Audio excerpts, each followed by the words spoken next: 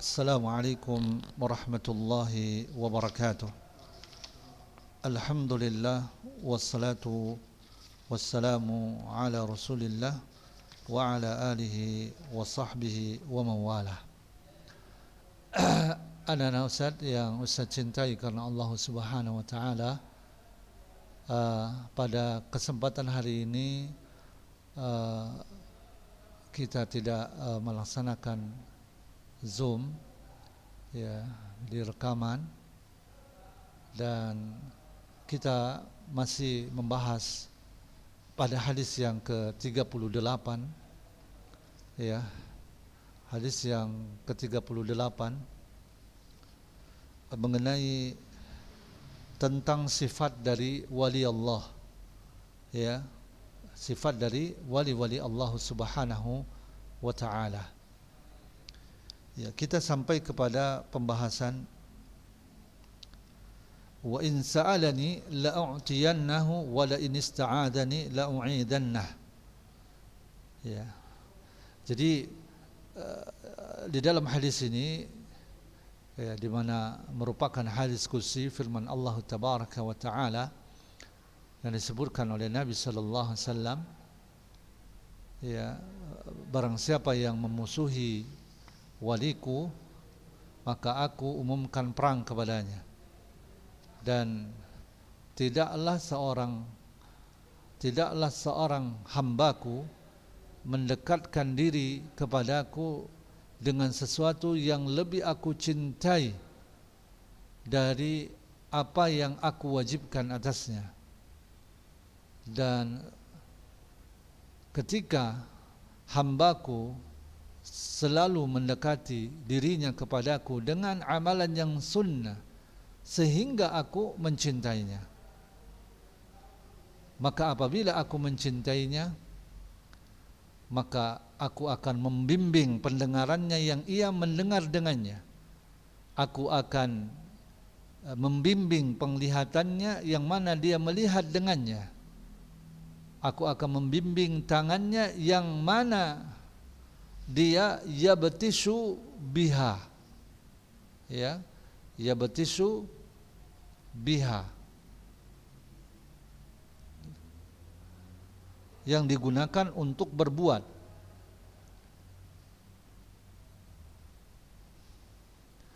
Wa rijlahu allati yamshi biha, dan aku akan membimbing kakinya yang dia gunakan untuk berjalan. Wala in sa'alani la'u'tiyannah, jika ia meminta kepadaku aku pasti akan memberikannya. Wala in ista'adha bi la'u'idannah, dan jika ia meminta perlindungan kepadaku aku pasti melindunginya.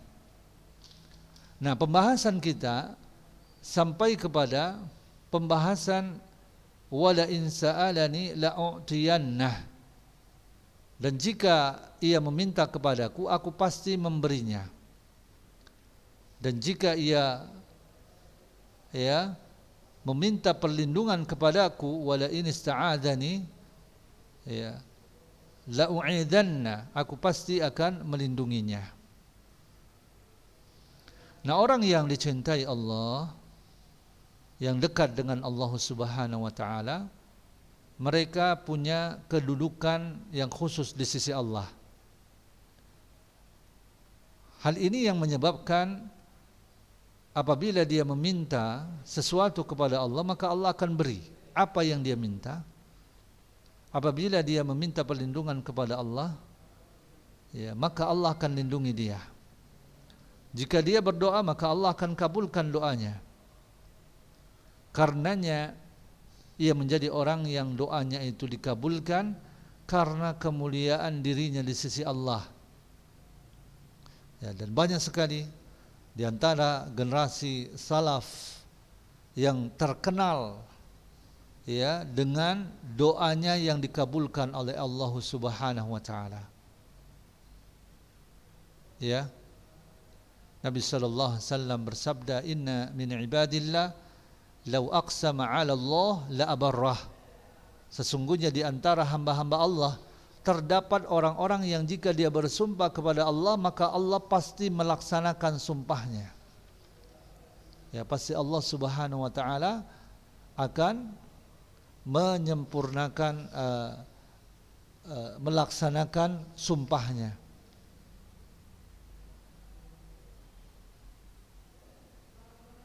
Ya banyak ya kisah-kisah seperti ini banyak sekali ya, tentang orang yang memiliki orang yang doanya itu terkabul. Ya salah satunya seperti Sa'ad bin Abi Waqqas. Ya, terkenal dengan doanya yang terkabulkan. Ya, di mana di suatu hari ia didustakan oleh seseorang. Kemudian dia berkata, "Ya Allah, jika orang tersebut berkata bohong, panjangkan usianya dan hadapkan ia pada fitnah-fitnah." Ternyata orang tersebut mendapatkan itu semua. Ya, ia mengganggu budak-budak wanita di jalan sambil berkata, "Aku orang lanjut usia, mendapatkan fitnah, aku terkena doa Sa'ad." Ya, banyak sekali ya kisah-kisah yang doanya itu dikabulkan Allah Subhanahu wa taala. Ya, seperti halnya Al-Ala bin Al-Hadrami, dia berada dalam satu detasemen, lalu anggota detasemennya tersebut kehausan. Ya, lantas Al-Ala bin Al-Hadrami salat dan berdoa. Ya, berdoa. Nah, detasemen itu jalan sebentar kemudian menemukan sungai ya dari air hujan yang memancar. Lalu mereka meminumnya dan mengisi wadah-wadah mereka hingga penuh. Setelah itu mereka berangkat. Lalu salah seorang dari sahabat Al-Ala bin Al-Hadrami kembali ke sungai tersebut, namun tidak melihat apa-apa di dalamnya, dan sepertinya di tempat tersebut tidak pernah ada air. Ya, ini adalah merupakan doa mustajab. Ya, Al-Ala bin Al-Hadrami. Ya, banyak sekali doa daripada salafus saleh kita. Ya, anak-anak Ustaz yang Ustaz cintai karena Allah Subhanahu wa taala. Nah, inilah hadis yang ke-38 yang merupakan hadis yang diriwayatkan oleh Al-Imam Al-Bukhari. Kemudian selanjutnya hadis yang ke-39 itu hadis dari Ibnu Abbas radhiyallahu anhuma, di mana Rasulullah sallallahu alaihi wasallam bersabda, "Innallaha tajawaza li an ummati al-khata' wan nisyan wa mastukrihu alaih." Sesungguhnya Allah memaafkan kesalahan yang terjadi tanpa disengaja. Sesungguhnya Allah memaafkan kesalahan yang terjadi tanpa disengaja dan kesalahan karena lupa dari umatku, serta apa saja yang dipaksakan terhadapnya. Ya. Nah, anak-anak Ustaz yang saya cintai karena Allah Subhanahu wa taala, bahwasanya maksud dari hadis ini, Allah Subhanahu wa taala memaafkan kesalahan dari umat Nabi sallallahu alaihi wasallam. Ya. Atau menghapuskan dari mereka.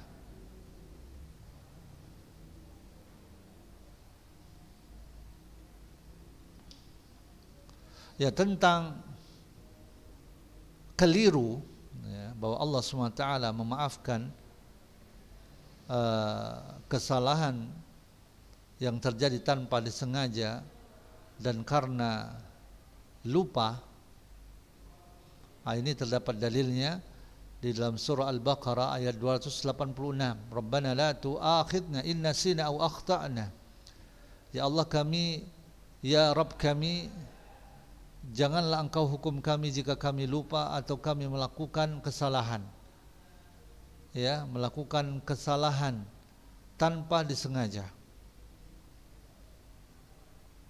Dan juga firman Allah tabaraka wa taala, "Walaysa 'alaikum junah fima akhta'tum bih walakin ma ta'ammadat qulubukum wa kana Allahu ghafurar rahima." Dan tidak ada dosa atasmu jika kamu khilaf tentang itu. Tapi yang ada dosanya adalah apa yang disengaja oleh hatimu. Allah Maha Pengampun lagi Maha Penyayang.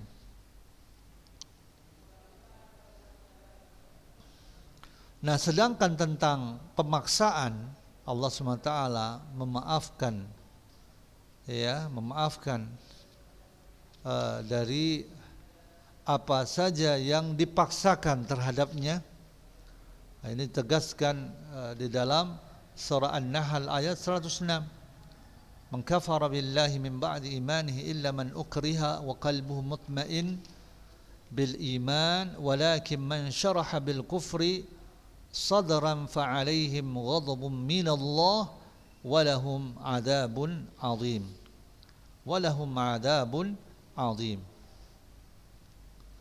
Ya, barang siapa kafir kepada Allah setelah dia beriman, dia mendapat kemurkaan Allah, kecuali orang yang dipaksa kafir padahal hatinya tetap tenang dalam beriman, dia tidak berdosa. Tetapi orang yang melapangkan dadanya untuk kekafiran, maka kemurkaan Allah menimpanya dan mereka akan mendapatkan azab yang besar. Nah, tentang masalah hukum keliru dan lupa, ya, di mana keliru ini adalah seseorang bermaksud mengerjakan sesuatu, kemudian pekerjaan sesuatu itu tidak sesuai dengan yang ia maksudkan. Misalnya seseorang bermaksud membunuh orang kafir, kemudian pembunuhan tersebut terjadi pada orang muslim. Nah, ini keliru namanya.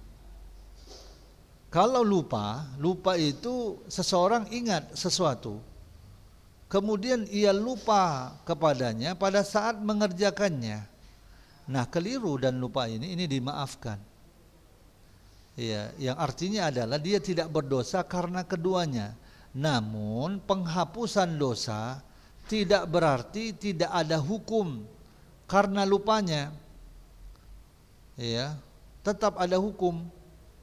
Misalnya seorang lupa berwudu, kemudian ia sholat, karena menduga dirinya sudah dalam keadaan bersuci, ia tidak berdosa karenanya. Kemudian jika terbukti bahwa ia sholat dalam keadaan tidak berwudu, ia wajib mengulangi sholatnya. Ya, dia lupa, dia sholat selesai lupa dia telah berwudu atau dia lupa, tapi kemudian dia ingat bahwa dia itu belum berwudu, maka wajib mengulanginya. Ya, jika seseorang tidak membaca bismillah ketika menyembelih hewan karena lupa, maka di sini ada dua riwayat dari Imam Ahmad, namun sebagian besar fuqaha berpendapat bahwa hewan sembelihan tersebut boleh dimakan, tetapi wajib membaca bismillah ketika memakannya. Ya. Nah, jika seseorang tidak mengerjakan sholat karena lupa, kemudian ia ingat, maka wajib, ya, mengqadha sholat tersebut. Nah, jika seseorang sholat dengan membawa najis yang tidak bisa ditolerir dan ia mengetahui najis tersebut setelah sholatnya, atau ketika sedang sholat kemudian ia menghilangkannya, apa ia harus mengulang sholatnya atau tidak? Nah, di sini ada dua pendapat dalam masalah ini, dan keduanya adalah riwayat dari Imam Ahmad ibnu Hanbal. Ya, diriwayatkan dari Nabi SAW bahwa Nabi SAW melepas kedua sandalnya ketika sholat dan meneruskan sholatnya. Nabi SAW bersabda, Inna Jibril alaihissalam atani fa akhbarani anna fihi ma'adha. Sesungguhnya Jibril datang kepadaku dan menjelaskan bahwa kedua sandal tersebut terdapat kotoran, dan beliau tidak mengulangi sholatnya. Nah, jika seseorang bicara dalam sholatnya karena lupa, ya, lupa dia ketika sholat bicara, ngomong, lupa dia, ya, bahwa dia itu sholat, tidak boleh bicara, namun dia lupa. Ya, jika seseorang bicara dalam sholatnya karena lupa, maka dirinya dalam keadaan sholat. Tentang batalnya sholat tersebut terdapat dua pendapat yang diriwayatkan dari Imam Ahmad. Menurut mazhab Syafi'i, sholat orang tersebut tidak batal karena bicaranya, karena lupa dia. Ya, menurut mazhab Syafi'i, sholatnya itu tidak batal karena bicaranya. Nah, jika seseorang makan ketika berpuasa karena lupa, maka puasanya tidak batal. Ya, maka puasanya itu tidak batal. Nah, mengenai tentang orang yang lupa dan orang yang keliru, ya, keduanya itu dimaafkan dalam arti dosa, diangkat darinya karena keduanya. Karena dosa terjadi sebab adanya maksud dan niat. Sedangkan orang keliru dan lupa tidak mempunyai maksud, jadi keduanya tidak berdosa. Sedang penghapusan hukum dari orang yang keliru dan lupa tidak dimaksudkan dalam nas-nas tadi, namun ada tidaknya hukum bagi keduanya itu membutuhkan dalil yang lainnya. Ya, sebagaimana yang telah Ustaz jelaskan tadi. Ya, sholat dia adalah lupa, dia nggak berwudu. Ketika sholat dia nggak berwudu, nggak berdosa karena lupa dia. Tapi hukumnya dia wajib mengulanginya kembali sholatnya itu. Ya, tidak, ya, wajib mengulangi sholatnya tersebut. Nah, kemudian tentang permasalahan pemaksaan. Pemaksaan ini ada dua jenis. Ada dua jenis. Yaitu yang pertama, orang yang tidak memiliki pilihan atas pemaksaan tersebut secara total dan tidak bisa dan tidak kuasa untuk menolaknya. Misalnya orang yang dipukul secara paksa dan dimasukkan ke tempat yang ia telah bersumpah tidak memasukinya, atau ia dibawa, digotong secara paksa dan orang lain dipukuli dengan badannya, dan orang lain dipukuli dengan badannya hingga orang lain tersebut mati, sedang ia tidak sanggup menolaknya. Atau seorang wanita dibaringkan secara paksa, kemudian diperkosa, dan wanita tersebut tidak kuasa menolaknya. Dalam kasus tersebut pelaku tidak berdosa menurut kesepakatan para ulama, dan pelanggaran sumpahnya tidak berdampak hukum menurut jumhur ulama. Nah, diriwayatkan dari Al-Auza'i tentang wanita yang bersumpah terhadap sesuatu, kemudian ia disuruh suaminya secara paksa untuk melanggarnya, maka menurutnya kafarat pelanggaran sumpah tersebut harus dibayar suaminya. Nah, riwayat dari Imam Ahmad juga seperti itu dalam masalah seorang suami yang menggauli istrinya yang sedang berpuasa dengan paksa, atau ketika istrinya ihram, maka kafarat harus dibayar suaminya. Pendapat dari Imam Ahmad bahwa puasa dan haji wanita itu batal karena kejadian tersebut. Kemudian yang kedua, orang yang dipaksa memukul orang lain dan sebagainya hingga ia mengerjakannya. Dilakukannya pemaksaan itu masih terkait dengan taklif, yakni dia masih punya kewajiban untuk menolak pemaksaan tersebut. Jika ia sanggup untuk tidak mengerjakan perbuatan yang dipaksakan kepadanya, maka ia bebas mengerjakannya. Namun tujuannya bukan perbuatan yang dipaksakan tersebut, namun menghilangkan mudarat darinya. Ya, jadi ia bebas di satu sisi dan tidak bebas di sisi lain. Oleh karena itu, para ulama berbeda pendapat apakah ia mukallaf atau tidak. Nah, para ulama bersepakat bahawa jika seseorang dipaksa membunuh orang yang darahnya dilindungi, orang tersebut tidak boleh membunuhnya. Karena pada hakikatnya ia membunuh dengan ikhtiarnya untuk menyelamatkan dirinya dari pembunuhan. Ini adalah ijma' para ulama yang terkenal. Ya, pada zaman Imam Ahmad ada ulama yang menentang. Ya, pada zaman Imam Ahmad ada ulama yang menentang ijma' tersebut. Ya, jika orang yang dipaksa tersebut membunuh orang yang dipaksa untuk membunuhnya ketika itu juga. Nah, menurut jumhur ulama, keduanya, orang yang dipaksa dan pemaksa, sama-sama terkena kewajiban qisas karena keduanya terlibat dalam pembunuhan.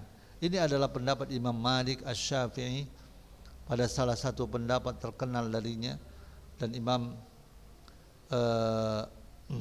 Ahmad. Ada yang mengatakan bahawa qisas wajib dijatuhkan kepada orang yang memaksa membunuh, ya, karena orang yang dipaksa membunuh itu sekedar seperti alat. Ini pendapat Abu Hanifah dan salah satu dari dua pendapat al-Imam Asy-Syafi'i. Ya, Asy-Syafi'i. Anak-anak yang saya cintai karena Allah Subhanahu wa ta'ala. Nah, hadis yang mulia ini adalah merupakan hadis yang menjelaskan kepada kita akan luasnya rahmat Allah kepada hambanya dengan mengangkat dosa yang dilakukan tanpa sengaja, yaitu lupa dan dipaksa. Dan juga hadis ini menjelaskan kepada kita mengenai keutamaan umat Islam. Anak-anak Ustaz yang saya cintai karena Allah, mungkin ini saja yang bisa Ustaz sampaikan, dan insyaallah nanti ke depan kita masuk kepada hadis yang ke-40. Wassallallahu ala nabiyyina Muhammad wa ala alihi washabihi wasallam. Wassalamualaikum warahmatullahi wabarakatuh.